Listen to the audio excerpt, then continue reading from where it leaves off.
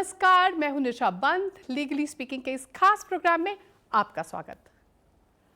तलाक को अक्सर एक सामाजिक बुराई के रूप में संदर्भित किया जाता है, लेकिन तथ्य यह है कि आधुनिक समय में यह बुराई बहुत तेजी से बढ़ती जा रही है। तलाक के साथ कई जटिलताएं सामने आती हैं, जिनमें से भागीदारियों के बीच वित्तीय समझौता एक बहुत ही महत्वपूर्ण पहलू बन गया है। परंपरागत महिलाएं गृहिणी हुआ करती थी और तलाक के दौरान निपटान का मतलब आमतौर पर पति का पत्नी को भरण पोषण या गुजारा भत्ता देना था। लेकिन बात जहां होती है व्यवसायिक आदि की, वहां आज महिलाएं पुरुषों के साथ कंधे से कंधा मिलाकर आगे बढ़ रही हैं और आज इसने तलाक के रखरखाव और वित्तीय समझौते की अवधारणाओं को काफी बदल दिया है। आइए चर्चा करते हैं हमारे आज के विषय मेंटेनेंस या एलिमनी के बारे में हमारे आज के मेहमान अधिवक्ता सुप्रीम कोर्ट अजय जैन जी के साथ। अजय जैन जी, इस स्टूडियो में आपका बहुत बहुत स्वागत है। Thank you. अजय जी, आमतौर पर यह समझा जाता है कि तलाक के दौरान भरण पोषण का जो अधिकार है वो महिलाओं को दिया हुआ एक हक है। ये भरण पोषण पर महिलाओं का एक अधिकार है, क्या ये सही है?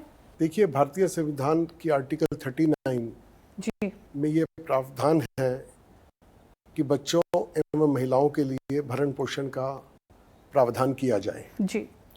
और उससे फर्दर आर्टिकल 15 क्लॉज 3 में यह विशेष रूप से परिभाषित है कि यदि महिलाओं एवं बच्चों के लिए कोई विशेष प्रावधान बनाए जाएंगे तो वो डिस्क्रिमिनेटरी नहीं होंगे जी। तो मेरा ये मानना है और संविधान का ये मैंडेट भी है कि महिलाओं, बच्चों तथा सीनियर सिटीजन्स के लिए भरण पोषण का प्रावधान सर्वथा उचित है और यह होना ही चाहिए। जी अजय जी। अजय जी, जैसे कि आपने बोला कि संविधान ये अधिकार देता है, भरण पोषण का महिलाओं को अधिकार देता है, क्या हमारा संविधान पुरुषों को भी ये अधिकार देता है? क्या पुरुष भी आवेदन कर सकते हैं भरण पोषण के लिए? देखिए, कुछ परिस्थितियां ऐसी अवश्य हैं जहां पुरुष अपने आप को मेंटेन करने में सक्षम नहीं है जी, और उसका स्पाउस, उसकी पत्नी, वो इतनी सक्षम है जी, तो कुछ प्रावधान ऐसे हैं कि जहां पुरुष भी क्लेम कर सकता है अपने भरण पोषण के लिए। जी। तो आप ये कहना चाहते हैं कि पुरुष भी हकदार हैं भरण पोषण के? जी। ऐसी कौन सी और परिस्थितियां हो सकती हैं जहां पुरुष क्लेम कर सकते हैं मेंटेनेंस को? देखिए, हिंदू मैरिज एक्ट की धारा 24 जी उसके तहत किसी भी पुरुष को ये अधिकार है, यदि वो अपने आप को मेंटेन करने में सक्षम नहीं है जी और उसकी पत्नी, उसके पास ऐसे मीन्स हैं कि जो उसकी इनकम उससे ज़्यादा है, पति से ज़्यादा है, या पति सक्षम नहीं है, पत्नी सक्षम है, तो पति को ये अधिकार है कि वो उससे मेंटेनेंस क्लेम कर सके। जी, पर पुरुष हकदार है? जी, हकदार है। अजय जी, अगर किसी पुरुष के पास में एम्प्लॉयमेंट है और वो काम करने की स्थिति में है पर वो काम नहीं करना चाहता है, तो भी क्या पुरुषों को भरण पोषण का हक मिलता है? नहीं, ऐसी परिस्थिति के अंदर कोई भी पुरुष, अगर वो एबल बॉडीड है और वो काम करने में सक्षम है और वो जानबूझकर काम नहीं करता जी, तो अदालत, वो न्यायालय, वो इस बात, केस टू केस बेसिस पर वो इस बात का निर्णय लेगा और ऐसी परिस्थिति में पुरुष को ऐसा अधिकार नहीं प्राप्त है। अजय जी, जो मेंटेनेंस की अनुमति है वो हमारा हिंदू विवाह अधिनियम की धारा 25 के तहत हमें अनुमति देती है। हमारे पास में क्या ऐसे और भी प्रावधान है जिसके तहत हम मेंटेनेंस को क्लेम कर सकते हैं? जी, मेंटेनेंस के लिए बहुत सारे प्रावधान हैं और बहुत सारे एक्ट्स हैं। इसमें विशेष रूप से 2 प्रकार के प्रावधान मैं आपके सामने परिभाषित करना चाहूँगा। जी। एक प्रावधान तो ऐसा है जो देश के सभी नागरिकों पर एप्लीकेबल है, उसमें कोई संप्रदाय विशेष का सवाल नहीं है। यदि उनकी बात करूं तो क्रिमिनल प्रोसीजर कोड की धारा 125 जी, और दूसरी ओर protection of women from domestic violence act, ये दोनों एक्ट सेकुलर एक्ट्स परिभाषित किए जा सकते हैं और इन दोनों एक्ट्स के प्रावधान इस देश के सभी नागरिकों पर समान रूप से एप्लीकेबल हैं। जी। दूसरी ओर सभी प्रकार के संप्रदायों के अपने पर्सनल कानून हैं। यदि हिंदू समाज की बात करें तो Hindu marriage act, Hindu adoption and maintenance act, जी, Hindu adoption and maintenance act और डोमेस्टिक वायलेंस एक्ट मैंने आपको बताया, ये जी बिल्कुल बिल्कुल। इसमें जो सेकुलर एक्ट में आ गए, ये सारे प्रावधान। माता पिता के भी मेंटेनेंस के क्या कोई प्रावधान है हमारे पास में? जी, बिल्कुल। महिलाओं के साथ साथ पुरुषों के लिए प्रावधान है, तो बच्चों के लिए और माता पिता के लिए भी क्या वो मेंटेनेंस को क्लेम कर सकते जी हैं? बिल्कुल। अगर वो अपने आप को मेंटेन करने में असमर्थ हैं?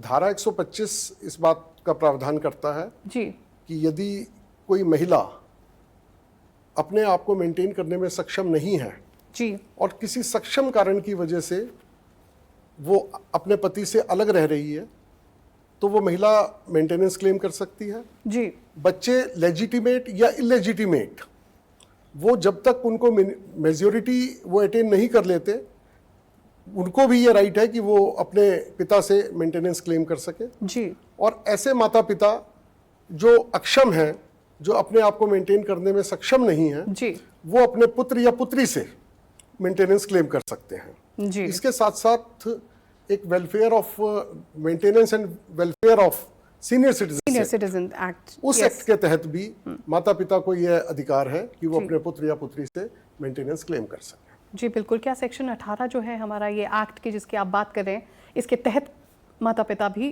क्लेम कर सकते हैं मेंटेनेंस? बिल्कुल बिल्कुल कर सकते हैं। अजय जी, जैसे कि आपने बात करी मेंटेनेंस की, तो मेंटेनेंस के लिए हमारे पास में अलग अलग प्रावधान है, पर क्या कोई पत्नी एक से अधिक आवेदन दे सकती है मेंटेनेंस के लिए? जी देखिए, इस पर सेटल्ड प्रोपोजिशन ऑफ लॉ है। किसी भी पत्नी को यह अधिकार है कि वो डिफरेंट प्रोविजंस ऑफ लॉ में साइमल्टेनियसली डिफरेंट फॉर्म्स पर मेंटेनेंस एप्लीकेशन फाइल कर सकती है। जी, इसमें मैं एक बात और आपके सामने ऐड करना चाहूंगा। जी बिल्कुल। डिफरेंट फॉर्म्स पर उसको प्रावधान तो है, लेकिन जिस प्रोसीडिंग में भी ज्यादा मेंटेनेंस होगा, केवल एक ही मेंटेनेंस वो लेने का अधिकारी होगी जी, जो ज्यादा होगा, जी, और दूसरा उसमें एडजस्टमेंट हो जाएगा या सेट ऑफ हो जाएगा। जी बिल्कुल। ये कोर्ट डिसाइड करेगा कि इसे मेंटेन करना है या इसे सेट ऑफ करना Set है। off करना अजय जी, तो आप ये कहना चाहते हैं कि एप्लीकेशंस बहुत सारी डल सकती हैं अलग अलग मेंटेनेंस के प्रोविजंस जो हैं उनके तहत, जी, पर ये कोर्ट फैसला लेगा कि सबसे ज्यादा मेंटेनेंस कितनी किसी पत्नी को अवॉर्ड कर सकती है देखिए, कोर्ट? उदाहरण के तौर पर मैं आपको बताना चाहता हूं कि जैसे सेक्शन 125 में यह प्रावधान है कि महिला मेंटेनेंस क्लेम कर सकती है। जी। इसी प्रकार से यदि हिंदू मैरिज एक्ट में कोई प्रोसीडिंग्स पेंडिंग है तो सेक्शन 24 के तहत एड इंटरिम मेंटेनेंस और सेक्शन 25 के 25 के तहत तहत, एलिमनी, इसके साथ साथ Hindu adoption and maintenance act के तहत भी वो मेंटेनेंस क्लेम कर सकती है, और साथ जी। साथ protection of women against domestic violence act उसके तहत भी कर सकती है। जी, बिल्कुल। लेकिन जिस एक्ट में भी ज्यादा मेंटेनेंस होगा, उसको वही अधिकारी होगी उस मेंटेनेंस को लेने की ज्यादा। जी अजय जी, जहां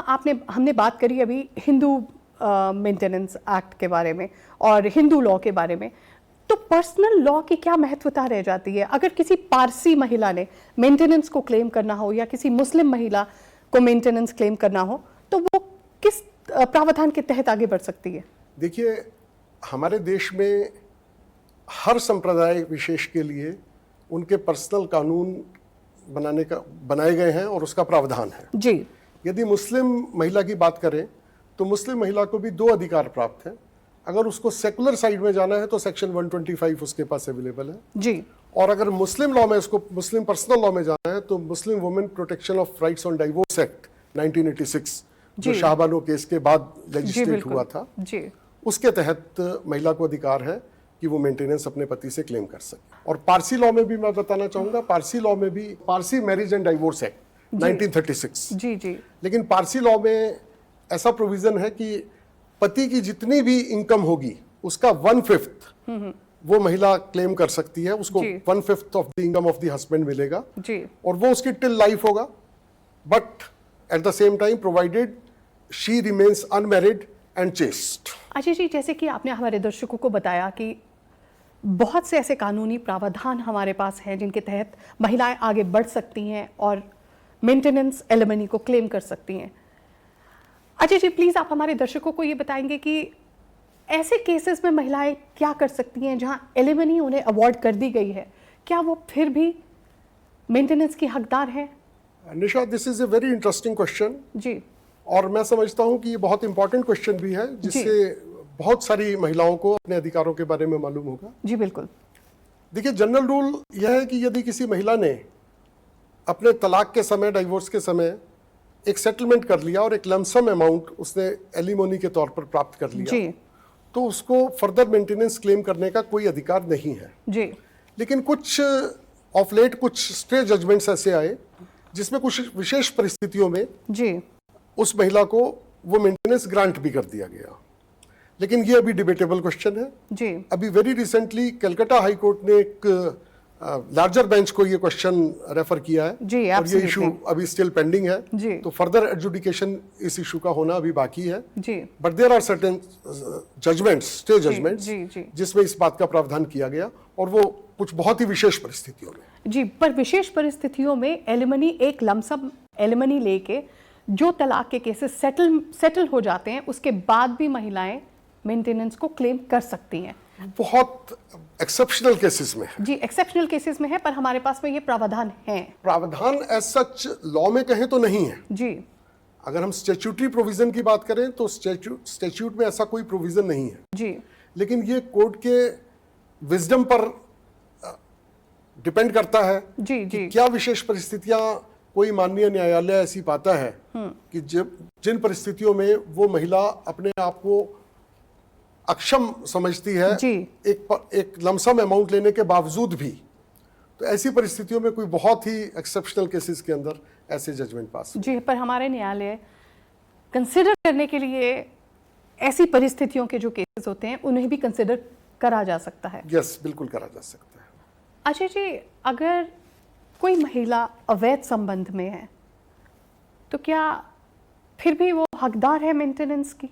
देखिए, सेक्शन 125 सब सेक्शन 4 जी of the criminal procedure code, उसमें यह विशेष रूप से प्रावधान किया गया है कि यदि न्यायालय इस निष्कर्ष पर पहुंचता है कि कोई महिला एडल्ट्री में रह रही है जी या अवैध संबंधों के कारण उसका संबंध विच्छेद जी पति से हो गया है, तो ऐसी परिस्थितियों में उस महिला को भरण पोषण का अधिकार जी। नहीं है।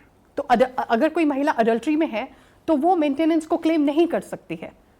देखिए, वो क्लेम करेगी, लेकिन ये डिपेंड करता है सर्कमस्टांसेस पर, केस पर, जी। कि वो क्या एविडेंस ऐसी लीड करती है कि जिससे वो ये या तो ये साबित कर सके कोर्ट में कि वो एडल्ट्री में नहीं रह रही है। लेकिन अगर ये कोर्ट में साबित हो जाता है कि वो महिला she is living in adultery, जी then in that eventuality she is not entitled for any maintenance in view of subsection 4 of section 125 of the CR। तो, हिंदू मैरिज एक्ट की धारा 25 है, वो हर पक्ष को ये हक देती है कि वो भरण पोषण को क्लेम कर सके। तो पर अगर ऐसी सिचुएशन पे आवेदक ही तलाक का कारण है तो क्या वो इस परिस्थिति में भी किसी राहत का हकदार है? देखिए, कानून में ये प्रावधान है कि यदि कोई भी पक्ष जी जानबूझकर जी क्रूएलिटी के कारण, या section 13 of the Hindu marriage act में बहुत सारी ग्राउंड्स डाइवोर्स की दी हुई हैं, जी यदि वो अपनी ही गलती के कारण जी तलाक का आवेदक है, तो ऐसी परिस्थिति में भी उसको मेंटेनेंस मिल सकता है। लेकिन वो विलफुली अगर उसने नेग्लेक्ट किया है तब उसको भरण पोषण का अधिकार नहीं होगा। अजय जी, आप हमारे दर्शकों को ये थोड़ा विस्तार से बता पाएंगे कि विलफुल नेग्लिजेंट क्या होता है इसमें?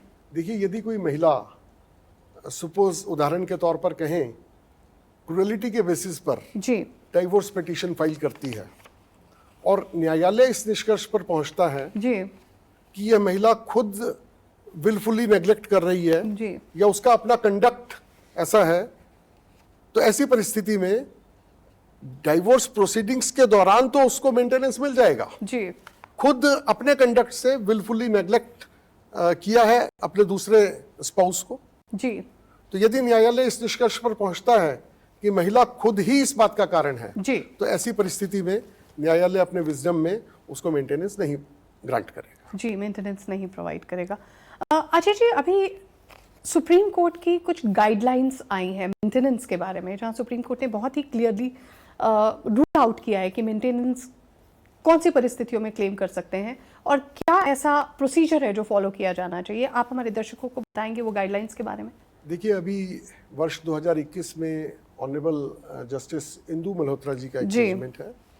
उस जजमेंट पे उन्होंने गाइडलाइन प्रोवाइड की हैं जो सभी न्यायालयों के लिए निर्देशित की गई हैं। सर्वप्रथम तो उसमें इस बात को विस्तृत रूप से कहा गया है कि महिला को या किसी भी पक्ष को डिफरेंट फॉर्म्स पर जी अपना आवेदन करने का अधिकार है। जैसा मैंने आपके कार्यक्रम में पहले भी बताया जी बिल्कुल कि किसी भी महिला को या किसी जो भी पक्ष एंटाइटल्ड है मेंटेनेंस का, वो डोमेस्टिक वायलेंस एक्ट के तहत जी सेक्शन 125 सीआरपीसी के तहत या हिंदू एडॉप्शंस एंड मेंटेनेंस एक्ट के तहत या protection of women from domestic violence act के तहत जी उसको अधिकार है कि वो different applications simultaneously different courts में फाइल कर सके। जी और इसके साथ साथ जो दूसरा निर्देश दिया गया कि ऐसी परिस्थितियों में हर आवेदन में उस पक्ष के लिए यह मैंडेटरी किया गया कि वो पिछला अपना वाद, उन्होंने पिछले अगर अपनी कोई एप्लीकेशन मेंटेनेंस के लिए दी है जी तो उसका जिक्र उस एप्लीकेशन के अंदर अवश्य करें।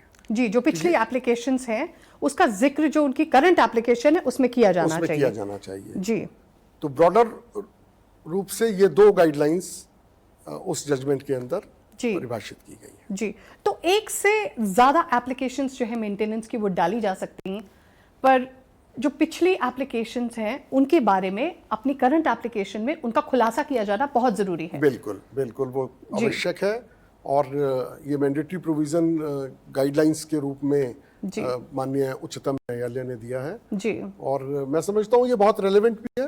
जी बिल्कुल बहुत रेलेवेंट है। मल्टीप्लिसिटी ऑफ लिटिगेशन को अवॉइड करने के लिए जी, ये जी, बहुत आवश्यक था। जी तो ये बहुत इस गाइडलाइन को, जहाँ तक भरण पोषण कानून का सवाल है, तो ये गाइडलाइंस प्रोवाइड की गई। जी जी, बहुत ही अच्छी गाइडलाइंस है जो सुप्रीम कोर्ट सामने लेकर आई है। अजय जी, अगर हम मात्रा की बात करें भरण पोषण के, जहां हम क्वांटम ऑफ जो अमाउंट है अगर हम उसकी बात करते हैं, तो ऐसे कौन से कारक हैं जो ध्यान में रखे जाते हैं? देखिए, भरण पोषण कितना हो जी, यह बहुत ही एक सब्जेक्टिव विषय है और इसमें बहुत सारे कारण न्यायालय अपने ध्यान में रखते हुए अपने निर्णय को सुनाता है। जी जिसमें विशेष रूप से मैं बात करूं तो दूसरे पक्ष का, यदि बात करें कोई महिला मेंटेनेंस क्लेम कर रही है जी तो उसका हस्बैंड, उसका पति, उसकी कितनी इनकम है, उसकी फाइनेंशियल पोजीशन क्या है जी और मैरिज जब सबसिस्ट कर रही थी तो उस महिला वो किन सर्कमस्टांसिस में और किस एटमॉस्फेयर के अंदर वो रह रही थी जी, तो ये सारे प्रावधान ध्यान में रखते हुए न्यायालय उस मेंटेनेंस की राशि को निर्धारित करता है। जी जी, ये विशेष रूप से ये कारण है,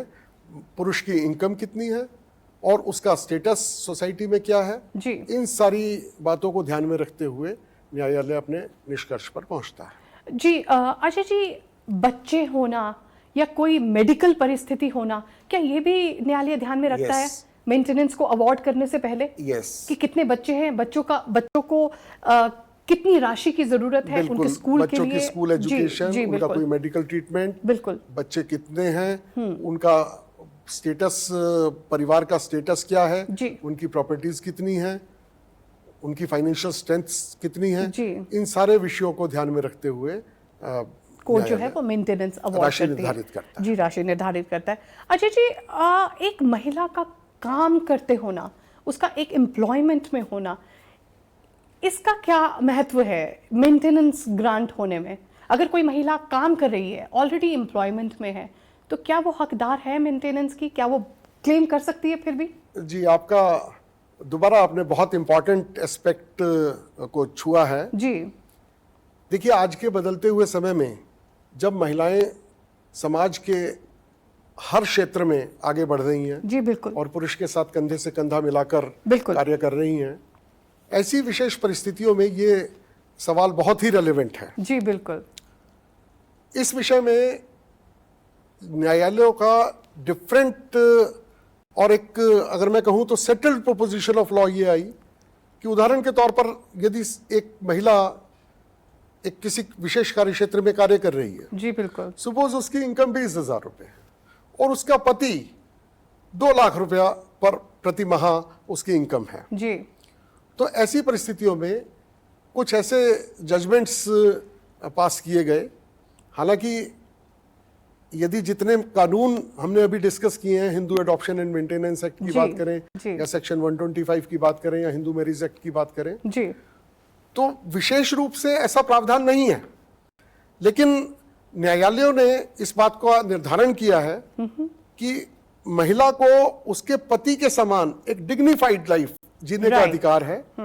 तो यदि उसकी इनकम 20,000 रुपये है और उसके पति की इनकम प्रति माह 2 लाख रुपया है, जी, तो उस महिला को उसके पति की इनकम को ध्यान में रखते हुए वो मेंटेनेंस ग्रांट कर दिया जाएगा। जी, एक एम्प्लॉयमेंट में होने के बावजूद उसके बावजूद उसे मेंटेनेंस ग्रांट करी जा सकती है, प्रोवाइडेड उसके पति की जो इनकम है वो उससे ज्यादा हो और उसकी फाइनेंशियल स्ट्रेंथ क्या है जी, और पत्नी की फाइनेंशियल स्ट्रेंथ क्या है, इसका भी मूल्यांकन वो न्यायालय विशेष उस केस की विशेष परिस्थितियों को ध्यान में रखते हुए करता है। अजय जी, आप हमारे साथ हमारे स्टूडियो में जुड़े, आपने हमें अपना अमूल्य समय दिया, इसके लिए आपका बहुत बहुत धन्यवाद। Thank you very much. तो ये थी हमारी आज की खास पेशकश। हमारे आज के विषय मेंटेनेंस या एलिमनी के बारे में हमारे आज के खास मेहमान अधिवक्ता सुप्रीम कोर्ट अजय जैन जी के साथ। बहुत बार ये देखा गया है कि हमारे कानूनी प्रावधानों में कुछ ना कुछ कमियां होती हैं जिन पर विचार विमर्श और उनमें सुधार लाने की ज़रूरत होती है। लेकिन बात जहां एलिमनी या मेंटेनेंस के प्रावधानों की होती है, वहां ये कहना गलत नहीं होगा कि ये कानून की शाखा अपने आप में परिपक्व है, क्योंकि ये ना ही महिलाओं को बल्कि पुरुषों को भी देती है भरण पोषण का अधिकार। ईमेल कीजिए आपकी राय या कोई भी प्रश्न। जिम्मेदार बने, सजग रहे। इस सप्ताह के लिए मैं निशाबंत लेती हूं आपसे विदा। फिर मिलेंगे आज ही के दिन इसी समय इसी चैनल पर एक नए मेहमान और एक नए कानूनी मुद्दे के साथ। तब तक के लिए दीजिए इजाजत। नमस्कार।